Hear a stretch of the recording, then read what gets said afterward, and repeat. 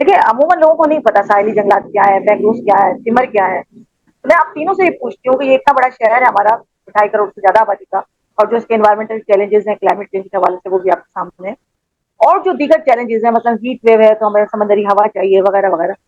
तो कराची शहर के लिए ये जंगलात क्या किरदार अदा कर सकते हैं? कि मैंग्रोव बेसिक वो चीज है जो नेचर बेस्ड सॉल्यूशन प्रोवाइड करते हैं क्लाइमेट चेंज से। ठीक है। मैंग्रोव के जंगलात कराची के शहरियों के लिए एक नेमत से कम नहीं है। इतना बड़ा जो इंसानों का जंगल है, उनको जाहिर है ऑक्सीजन भी चाहिए, उनको और भी बहुत सी इन्वायरमेंटल जो फैसिलिटीज चाहिए, तो ये मैंग्रोव का बहुत बड़ा किरदार है। जब सुनामी में आया था ना, तो मैं आपको छोटी सी मिसाल दूं कि एक ही लहर आ रही थी और वो दो मुल्कों को टच कर रही थी। एक म्यांमार था और दूसरा जो है वो थाईलैंड था। थाईलैंड में 3900 अफराद की मौत वाकई हुई। 19 अफराद जो है वो म्यांमार में उनकी मौत वाकई हुई। तो पता ये चला कि फर्क क्या था कि दोनों की साहिली पट्टी पर मैंग्रोव की मौजूदगी और गैर मौजूदगी का फर्क था। मैंग्रोव के हवाले से जब भी हम बात करते हैं तो हमारे जहन में शायर कुरैशी आ जाते हैं, जिन्हें हम बाबा मैंग्रोव या तिमर कहा करते थे। वो आज हमने नहीं है, तो हम मैंग्रोव के हवाले से प्रोग्राम कर रहे हैं। तो मुझे बड़ी खुशी है, मैं अपना ये पूरा प्रोग्राम उनके नाम से मंसूब करती हूँ।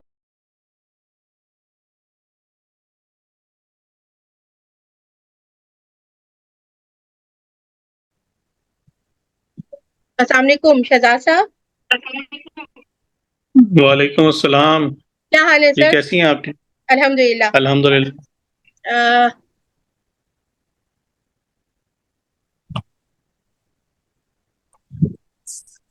हमें वक्तन फवक्तन लोग ज्वाइन करते रहेंगे। हम अपने प्रोग्राम माहौल मकालमा का बाकायदा आगाज करते हैं। आप अपना एक ब्रीफ इंट्रोडक्शन दे दीजिए ताकि हमारे नाज़रीन और हाज़रीन को पता चल सके कि आपकी मैंग्रोव से रिलेटेड और दीगर क्या स्पेशलिटीज हैं।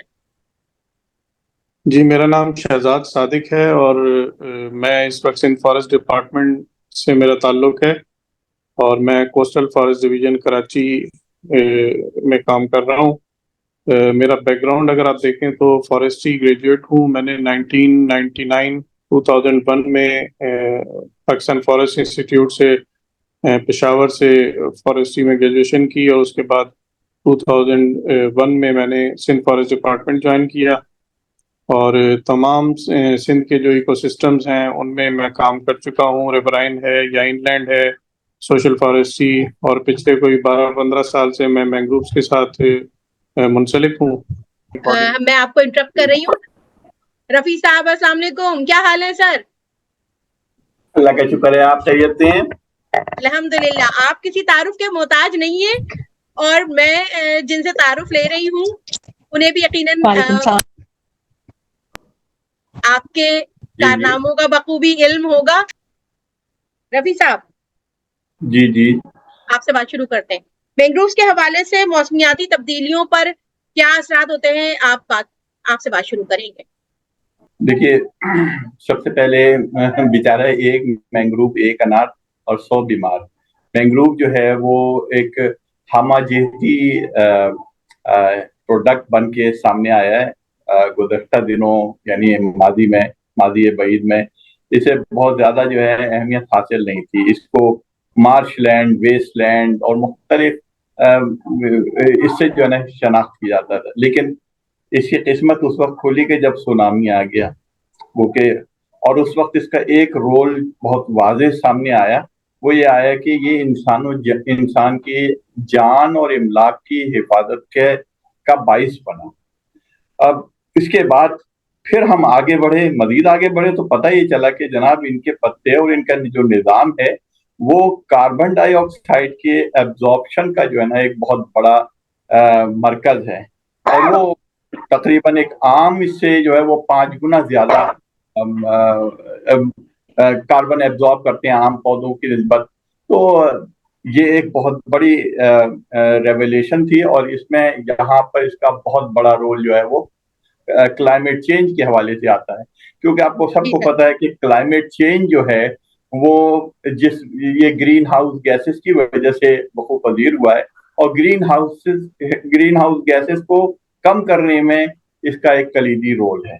तो आपको अंदाजा हुआ होगा कि इसका कितना बड़ा अहम रोल है कि ये हिफाजत से लेकर के और एक अपॉर्चुनिटी की शक्ल अख्तियार कर गया है। ठीक है शहजाद साहब। जी, हुकूमती सतह पर क्या इकदामात हैं, कुछ बताइए हमें।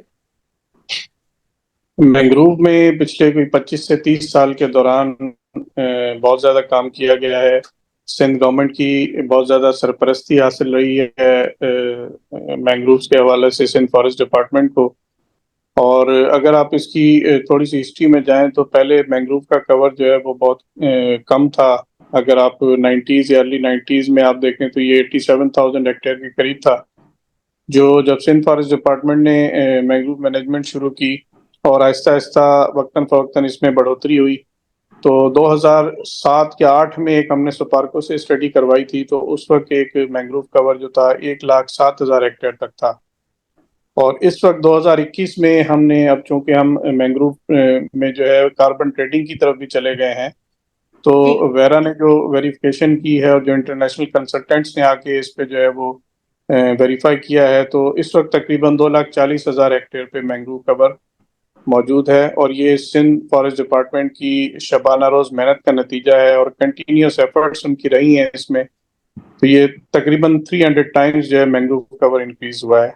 और दुनिया में आप किसी मुल्क का भी डेटा उठा के देख लें तो हर जगह मैंग्रोव में कमी आई है। वाहिद एक पाकिस्तान ऐसा मुल्क है जिसने मैंग्रोव कंजर्वेशन में बहुत काम किया है और इंटरनेशनल लेवल पर भी पाकिस्तान को बहुत सराहा गया है मैंग्रोव कंजर्वेशन के हवाले इकसाम से। नापैद हो रही हैं ड्यू टू मैंग्रोव्स कटिंग और उनकी प्लानिटेशन मुनासिब ना होने की वजह से। ये सवाल रिलेट करता है झींगे की अफजाइश के हवाले से। देखिए, मैं कोई फिशरीज एक्सपर्ट तो हूं नहीं, लेकिन एक भी स्पीशीज अगर खत्म होती है या नापैद होती है तो उसमें हमारी अपनी कोताहियां होती हैं। उसकी ओवर एक्सप्लॉयटेशन की वजह से ये हो सकता है, और उसकी गैर कानूनी जो शिकार होते हैं, जैसे नेट्स यूज होते हैं बहुत से गैर कानूनी किस्म के, उसमें बहुत से उनके बच्चे जो हैं वो भी उसके साथ चले जाते हैं। तो ये गैर कानूनी जो हमारी हरकत व सकनात हैं या हमारी over exploitation of the natural resource, एक लिमिट में अगर हम करते रहें तो हर चीज़ जो है अल्लाह ताला ने इंसान की बेहतरी के लिए बनाई है। अगर उन रिसोर्सेज का हम इस्तेमाल जो है वो मुनसिफाना करें तो मैं नहीं समझता कि कोई स्पीशी एक्सटिंक्ट होगी इस जान से।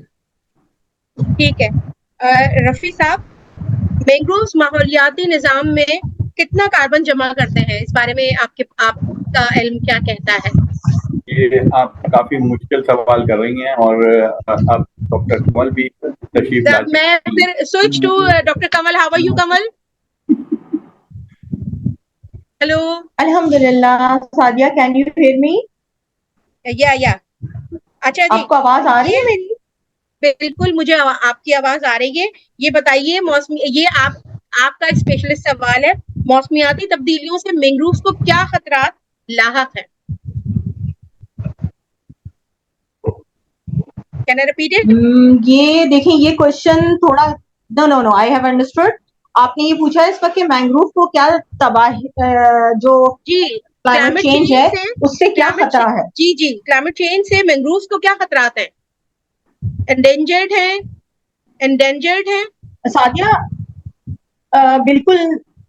बिल्कुल मैं इस बारे में थोड़ी सी ये वजाहत करूं कि मैंग्रोव जो हैं बेसिकली हमारी पूरी कोस्टल बेल्ट पे, तो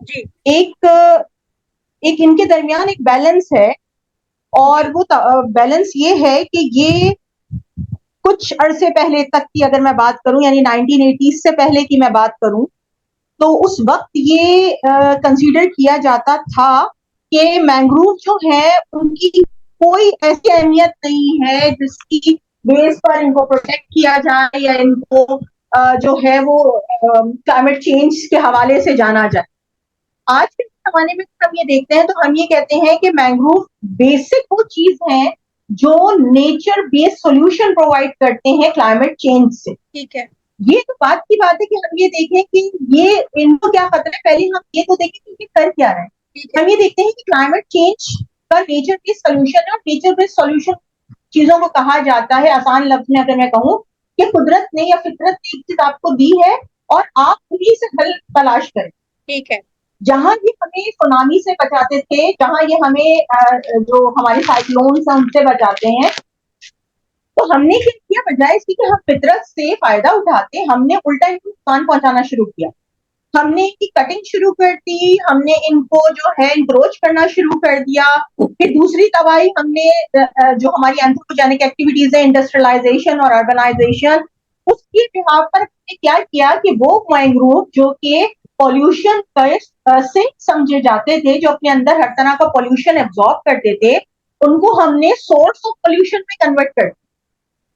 तो अब अगर हम ये कहते हैं कि इस जगह पर सुनामी आ रहा है, या अगर हम ये बात करते हैं कि भाई यहाँ पर इतना साइक्लोन आ रहा है, तो इसलिए आ रहा है कि आपने नेचर में बिगाड़ पैदा कर दिया। तो अब इस हद तक हो गया है कि 50% मैंग्रोव जो है, और 1980 से अब तक 20% रिडक्शन होती जा रही है मैंग्रोव्स की।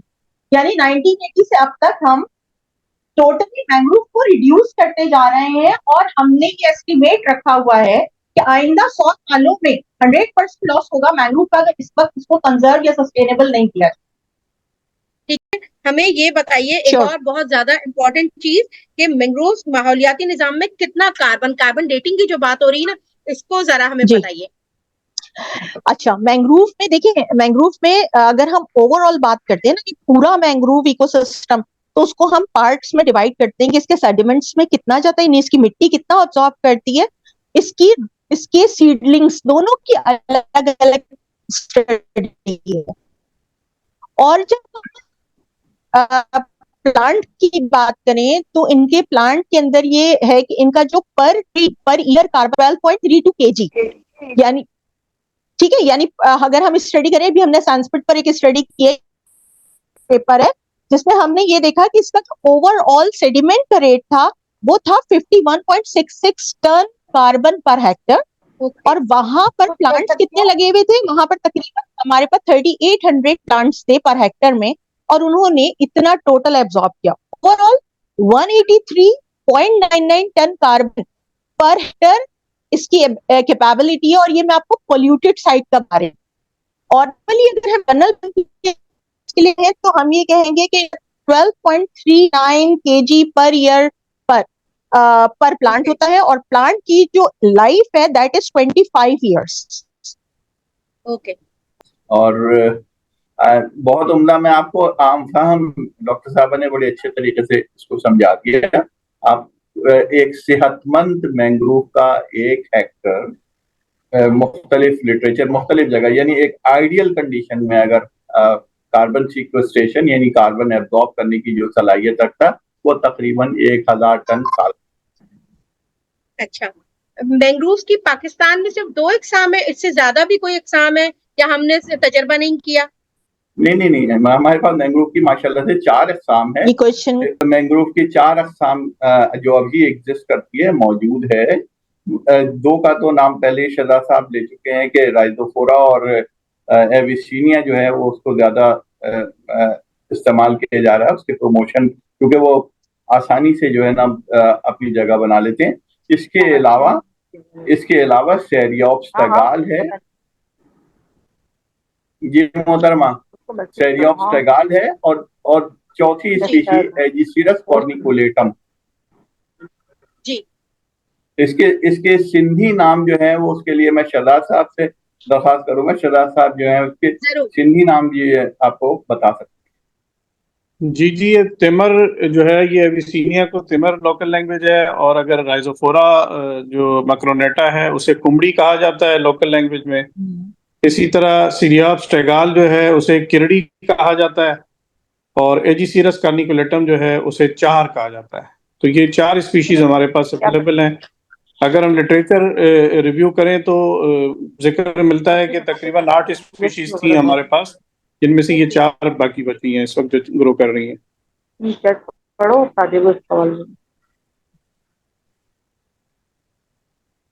जी शबीना, आवाज आ रही है मेरी? जी जरूर, वेलकम। अस्सलाम वालेकुम। मेरा नेट बहुत गड़बड़ कर रहा है। आप सबको खुशामदीद, और आप सबने वक्त निकाला, और इस प्रोग्राम का मकसद भी ये है कि हमारे साथ माहिरीन बैठे, और हमारी सहाफती जो तरबियत है वो ये है कि आप जैसे साइंसदानों की बात भी हम आम फहम बना के लोगों तक पेश कर सकें। तो एक वो सवाल मैं आप तीनों से करना चाहती हूँ जो हर शख्स के जहन में है देखिए अमूमन लोगों को नहीं पता साहिली जंगलात क्या है, मैंग्रोव क्या है, सिमर क्या है। मैं आप तीनों से ये पूछती हूँ कि ये इतना बड़ा शहर है हमारा, 2.5 करोड़ से ज्यादा आबादी का, और जो इसके एनवायरमेंटल चैलेंजेस हैं क्लाइमेट चेंज के हवाले से वो भी आपके सामने है। तीनों के लिए सवाल है कि ये साहिली जंगलात या मैंग्रोव इस शहर को, कभी खुदा ना खास्ता कोई तूफान आता है, उसको प्रोटेक्ट करने में समंदर की सतह बढ़ रही है, उससे निपटने में, और जो दीगर चैलेंजेस हैं, मतलब हीट वेव है तो हमें समंदरी हवा चाहिए वगैरह वगैरह। तो कराची शहर के लिए ये जंगलात क्या किरदार अदा कर सकते हैं? ये सवाल मेरा तीनों से आम लोगों के लिए बताइए। बिल्कुल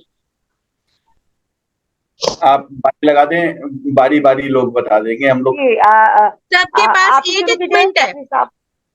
जी, कि हमारा प्रोग्राम इख्तिताम की तरफ जा रहा है 8:15। अच्छा मैं आपको बता दूं मुख्तसरन कि देखिए हमारा जो शहर है वो कोई 72 किलोमीटर की लंबी। दो दो जुमलों में जवाब दीजिए, फिर मुझे एक बहुत जरूरी बात भी करनी है। मैं आपको बता रहा हूँ, आप 72 किलोमीटर की स्ट्रेच पर है। और इसकी अहमियत ये है कि इसमें हर जगह पे मैंग्रोव नहीं उग सकते, ना उगते हैं। जो सैंडी एरिया है वहां मैंग्रोव प्रोमोट नहीं होता, चंद दिनों के लिए वो नमू पाता है और फिर मर जाता है। लेकिन जहाँ वो दलदली इलाके हैं, खास तौर पे जहाँ हमारी पोर्ट्स हैं मौजूद, तो उनके लिए न सिर्फ वो एक प्रोटेक्शन का जरिया है, न सिर्फ उनके करोड़ों अरबों की जो असेट्स हैं जो पीछे लगे हुए हैं। जब सुनामी में आया था ना, तो मैं आपको छोटी सी मिसाल दूं कि एक ही लहर आ रही थी और वो दो मुल्कों को टच कर रही थी। एक म्यांमार था और दूसरा जो है वो थाईलैंड था। थाईलैंड में 3900 अफराद की मौत वाकई हुई। 19 अफराद जो हैं वो म्यांमार में उनकी मौत वाकई हुई। तो पता ये चला कि फर्क क्या था कि दोनों की साहिली पट्टी पर मैंग्रोव की मौजूदगी और गैर मौजूदगी का फर्क था। तो आप खुद अंदाजा कर लीजिए। ओवर टू बेहतरीन। कमल, ओवर टू कमल कमल। साहब, जी जी, इसमें मैं ये कहना चाहूंगी कि हमारी जो कोस्टल बेल्ट है, या अगर हम कराची की बात करते हैं, तो उसमें देखें जो हमारी जो दो पोर्ट्स है ना, ये सबसे बड़ा मैं आपको बताऊं कि ये सर्वाइव ही इसलिए कर रही है कि यहाँ मैंग्रोव मौजूद है। जिस दिन ये मैंग्रोव यहाँ खत्म हो जाएंगे उस दिन दोनों पोर्ट्स खत्म हो जाएंगी, क्योंकि सॉइल इरोजन कंट्रोल करते हैं हर तरह का जो हमारा साहिली पट्टी जो पे यही मैंग्रोव्स है। यानी ये बहादुर सिपाही की तरह खड़े हैं और हर तरह की चीज रखते हैं। वाटर टेप सॉरी, हम जो बाइंडिंग फोर्स है वो ये है ओवर टू शहजाद साहब। जो हमारी इंडिविजुअल से क्रैप्स के कर रहे हैं, प्रोटेक्ट करते हैं। ठीक ठीक, शहजाद शहजाद साहब। जी बिल्कुल, ये कमर सही कह रही है। ये पिछले दिनों मैं खुद एक स्टडी कर रहा था गूगल अर्थ पे बैठ के, तो मुझे ये अंदाजा हुआ कि जहाँ मैंग्रोव थे वहां मैंने इरोजन रेट देखा तो 1 मीटर एनम पर एनम उसका रेट था इरोजन का, और जहाँ मैंग्रोव नहीं थे वहां 4 मीटर तक मैंने पर एनम उसका जो है रेट देखा। तो इतनी तेजी से इरोजन होती है। तो मैंग्रोव के जंगलात कराची के शहरियों के लिए एक नेमत से कम नहीं है। इतना बड़ा जो इंसानों का जंगल है, उनको जाहिर है ऑक्सीजन भी चाहिए, उनको और भी बहुत सी इन्वायरमेंटल जो फैसिलिटीज चाहिए। तो ये मैंग्रोव का बहुत बड़ा किरदार है, और हमें चाहिए कि इन मैंग्रोव की हिफाजत के लिए और इनकी अफजाइश के लिए हम जितना अपना कंट्रीब्यूशन कर सकें हम करें। ये कराची के लिए एक बहुत बड़ा ऑक्सीजन का समझ लें कि फैक्ट्री है।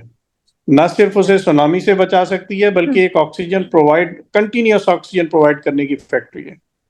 सादिया, मैं दो बातें और ऐड कर दूं। जरूर। जी, आप सब जानते हैं मैंग्रोव के हवाले से जब भी हम बात करते हैं तो हमारे जहन में शायर कुरैशी आ जाते हैं, जिन्हें हम बाबा मैंग्रोव या तिमर कहा करते थे। हम सब के उस्ताद हैं वो, बल्कि हम जब IUCN में गए तो हम नहीं जानते थे मैंग्रोव भी कोई चीज है। उन्होंने हमें सिखाया पढ़ाया, और आज सिंध के साइड पे, बलूचिस्तान के साइड पे जो ज्यादातर हैं उन्हीं के हाथ के लगाए हुए हैं। वो आज हम में नहीं है, तो हम मैंग्रोव के हवाले से प्रोग्राम कर रहे हैं। तो मुझे बड़ी खुशी है, मैं अपना ये पूरा प्रोग्राम उनके नाम से मंसूब करती हूँ। हम सबके उस्ताद हैं, कंवल के, शफी साहब के, शहजाद साहब के, मेरे सबके। अगर वो होते तो उनसे और सीखते। बस मुझे कहना था, सादिया आपकी तरफ। बहुत उम्दा आपने तस्करा किया। मैं बता दूं कि उनके अपने महकमे ने जहाँ पे उन्होंने नमू पाई, उनके नाम पर एक कुरैशी गार्डन जो है वो डेडिकेट किया हुआ है शाह बंदर में। तो उनके कारनामे कहाँ तक, हमें तो दलदल में चलना सिखाया उन्होंने। तो उनका तो बहुत बहुत शुक्रिया कि आपने ये इस महफिल को बिल्कुल। बाबरकत कर दिया उनके डेडिकेट करके। जी, मैं थोड़ा सा इसमें ऐड कर दूं, ये कुरैशी गार्डन जिस जगह को हमने डिक्लेयर किया है, ये वही जगह है जहां पर सबसे पहले सिंध फॉरेस्ट डिपार्टमेंट ने, या ताहिर कुरैशी साहब की काबिशें थी उसमें, बलोचिस्तान से राइजोफोरा का सीड लाकर जो प्लांट किया गया था पहली दफा यहाँ पर क्लोज स्पेसिंग में, वो वही जगह है शाहबंदर में जिसे as a Qureshi garden declare किया हम लोगों ने। अच्छा मैडम, आप प्लेटफॉर्म के तवज्जुह से एक, हेलो जी जी जी कमल। हम जुलाई में जो मैंग्रोव कंजर्वेशन डे आता है उसमें हम मैंग्रोव पे एक बहुत बड़ी कर रहे हैं, और मैं ये चाहूंगी कि आपको एक ग्रीन मीडिया इनिशिएटिव जो है ये हमारे साथ पार्टनर है, फर्स्ट डिपार्टमेंट होगा मुझे पूरी, क्योंकि 2006 से वी आर वर्किंग टुगेदर। तो ये बहुत अच्छा रहेगा कि अगर हम इंटरनेशनल लेवल की कॉन्फ्रेंस करें।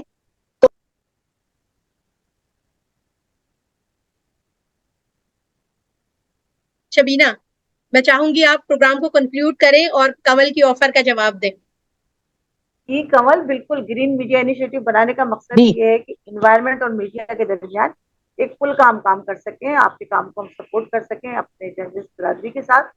और मैं हमेशा ये बताती हूँ कि हमने फीमेल कोहॉर्ट बना रखा है जिसमें तकरीबन 25 खवातीन हमारे साथ काम कर रही हैं, और हम उन्हें क्लाइमेट चेंज पे लिखने के लिए राग़िब करते हैं। हम शायद उस अच्छे दौर में हमने काम शुरू किया था, हमें बहुत अच्छे मेंटोर मिले थे, ट्रेनिंग्स मिली थी, आज के दौर में ये नहीं है। तो आप जैसे लोग अगर बिल्कुल हमें इन्वाइट करते हैं, हम आपके साथ खड़े हैं। और आज का प्रोग्राम जैसे कि मैंने बताया ताहिर कुरैशी के हम काम थैंक यू। करते हैं, और इस प्रोग्राम का मकसद ये है कि आम लोगों तक जो है ये टेक्निकल चीजें हम पहुंचा सकें ताकि वो अपने वसाइल के बारे में बाखबर हो सकें। आप सब बहुत मसरूफ हैं, मैं जानती हूँ, बिल्कुल। कंवल, डॉक्टर कंवल, रफी साहब, शहजाद साहब और सादिया भी, और मेरी टीम जो पीछे काम कर रही है, सैयद यासिर अम्मार हैं, फौजिया हैं, सोहेल ने हमें ज्वाइन किया है, उनका बहुत शुक्रिया। और सारे लोग बैठे हुए हैं लेकिन वो लिंक की गड़बड़ हो गई तो वो नहीं ज्वाइन कर सके, लेकिन इसकी रिकॉर्डिंग हम उन तक पहुंचा देंगे। तो आप सबका बहुत शुक्रिया, ये महफिल सजती रहेगी, कोशिश करेंगे कि हर हफ्ते इसको करें और उसमें आपसे बात बिल्कुल। करेंगे इंशाल्लाह। बहुत शुक्रिया आप सबका। आप सबके यहाँ आने का और कीमती आरा का बहुत बहुत शुक्रिया। हम जरूर मिलेंगे और इससे बेहतर किसी और मौजू पर जो अवामी आरा से सजा हुआ हो, आपकी दोबारा आरा लेंगे। अस्सलाम वालेकुम, अल्लाह हाफिज।